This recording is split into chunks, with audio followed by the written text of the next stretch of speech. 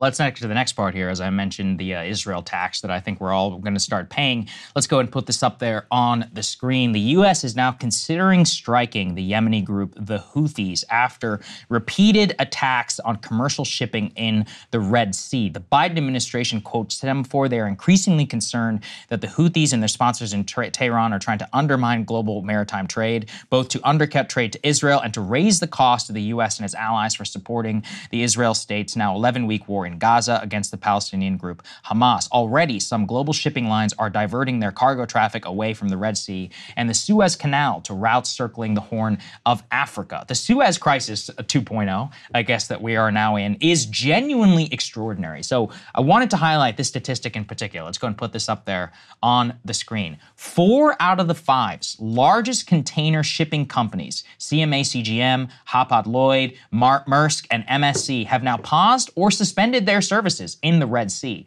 Together, those 4 companies account for 53% of the global container trade. So the amount of container shipping traffic currently going through the Red Sea has gone down dramatically in the days since the war. And actually, currently, just this morning, I saw the update.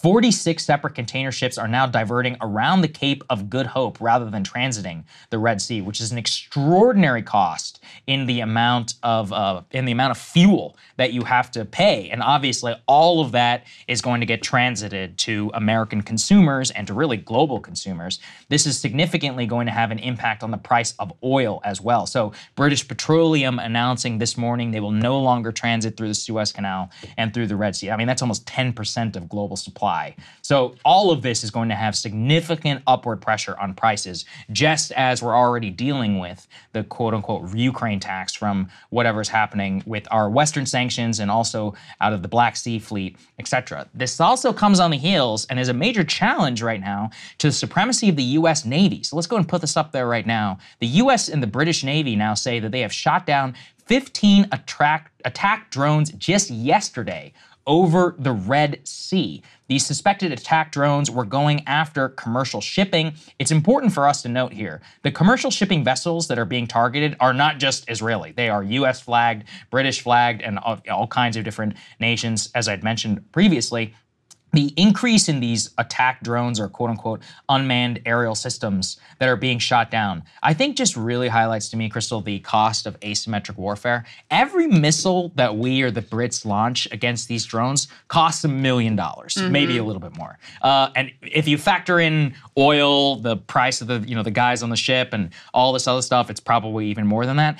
Each one of these drones costs $25,000. So every single drone is costing Americans $1 million in weaponry that we are used to shoot these things down. Not to mention the massive tax on global shipping that is now happening. And if this is going to be the status quo for the next several months, I don't think we can emphasize enough, like, Joe Biden, you can kiss your presidency goodbye in terms of not just handling of the Israel crisis. Inflation will come roaring back, to this extent that it has declined very small, in the last several months. So this is probably the single largest existential threat to global security and to the global economy that we've seen since Ukraine, largely because of the massive impact it's going to have on global inflation. I don't think we can talk about it really enough. Yeah. And then I've said this to you before. One of these missiles goes off target. One of these drones kills an American sailor or an American flagged crew member. Some type of Captain Phillips situation takes hostage. I mean, we've all seen that movie before. It can literally pause the entire globe and can change the entire strategic picture. Well, I was really struck by a quote that they had in that semaphore piece from Lieutenant General Michael Nagatu, who oversaw U.S. Special Operations Forces in the Middle East during the Obama administration. He said, "There's something close to an undeclared war between Iran and the U.S. when it comes to the attacks and the reprisals that are going on outside of Israel." That's a very important aspect of this. And just to back up for a second, to give a little bit top layer of history with regard to the Houthis. I mean, the Houthis more or less control half of Yemen, including the capital city. They're backed by Iran. So there's been this proxy civil war going on in Yemen for years now. The Sunni-backed government backed by Saudi Arabia and, by the way, backed by us. And they've kind of come to this uneasy stalemate right now, or truce. There's talks of a potential partition plan. So the Houthis are in charge of a good bit of Yemen. In the U.S. perspective, we sort of pretend pretend like they're these still rebel group, but they do control the capital city. And they do have significant weaponry that has been provided by Iran. Now, from their perspective and why they have eagerly engaged in these attacks is because, now that there's a bit of a shaky truce, their domestic political situation in Yemen is a little bit shaky, and the one thing that rallies everybody together is support for the Palestinian cause. For them, it's a win-win situation because not only do they get to, show themselves as being pro-Palestinian and anti-Israel with these attacks and with these threats that are being made on the Red Sea, they also get to please their benefactors, Iran, and try to keep them on their side. And for them, let's say that, the U.S. intervenes aggressively. Now there are active talks that I think it's very likely to occur, that the U.S. will strike Yemen directly, strike some of their, weapons and missile systems and silos directly. That would only inure to their benefit as well, that they're seen as being taken on directly by, the big bad guy, the United States of America. So that's why for them, this is a no-lose situation. It benefits them tremendously. And with just a little bit of, drone warfare and boarding these ships and threats being issued, they have managed to completely upend shipping around the world. I mean, it's very difficult to overstate what a tremendous impact this is already having. So 12% of global trade by volume normally flows through this area, perhaps 30% of global container traffic. In addition to the added cost of having to go all the way around Africa, you also have skyrocketing insurance costs, which also add to, obviously the cost of shipping goods. So you've got fears of a broader escalation, as Saagar was laying out, fears of drawing us more directly into conflict with Iran, which, nobody, I think, wants. I hope nobody wants. Actually, I'm wrong about that. There are a bunch of people, there are a bunch of politicians who want that. But in terms of the American people, nobody wants that.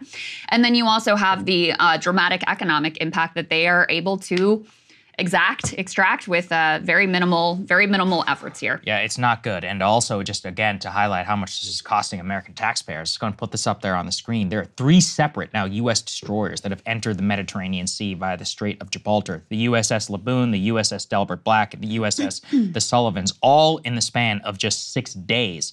All of them being dispatched specifically for a new joint mission that we're currently running with the Brits to try to protect global traffic in the Red Sea. But even with this power projection on the commercial, to try and protect the commercial fleet, a lot of companies and insurance, really this is a game of insurance. We all learned this during the hostage Somali crisis, where during the Captain Phillips thing, they were like, wait, why don't you just pay to have like mercenaries on your ships to protect them? They're like, honestly, it's just cheaper to pay the ransom. Well, what we're learning here is that you only start to take action like this until the insurance companies give you the green light such that you are allowed, and you can pass these on through contracts law. It's very complicated in terms of international shipping and maritime law, but eventually it just comes to a point where the risk becomes so high that it's made at a company-wide level that everybody's willing to eat that cost, and that, of course, means that you get passed on to the consumer. But the significant toll right now on the U.S. Navy, I don't think can be overstated. I mean, we've already got 2 carrier strike groups in the region that we moved there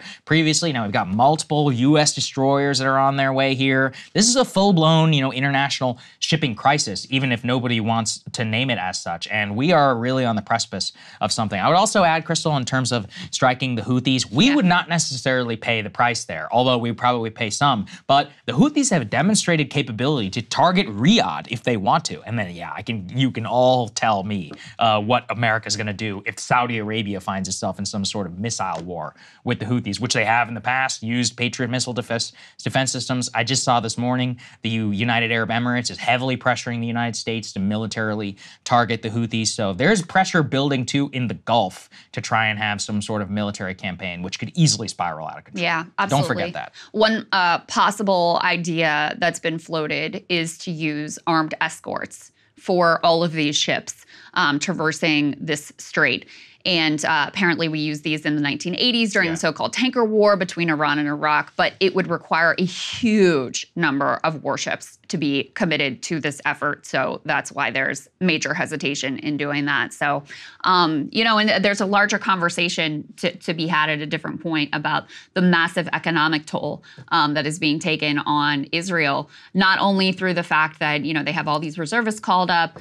People are basically, during the war, they're basically all tourists tourism has stopped, all like normal activity has stopped, huge hit to the economy, and the economy's become very dependent on foreign direct investment. Well, that was already dropping off a cliff because of the Netanyahu judicial like takeover situation, and that is expected to drop even further. And then you add to this that it's specifically, I mean, they have targeted other ships, but they're specifically saying they're targeting any ships that are going to Israeli ports or that are Israeli flagged. So huge impact on them in particular in terms of shipping, and that's another massive cost to them of this war. Absolutely. Hey guys, if you like that video, go to breakingpoints.com, become a premium subscriber, and help us build the best independent media organization on the planet. That's right. We're subscriber funded. We're building something new. We want to replace these failing mainstream media organizations. So again, to subscribe, it's breakingpoints.com.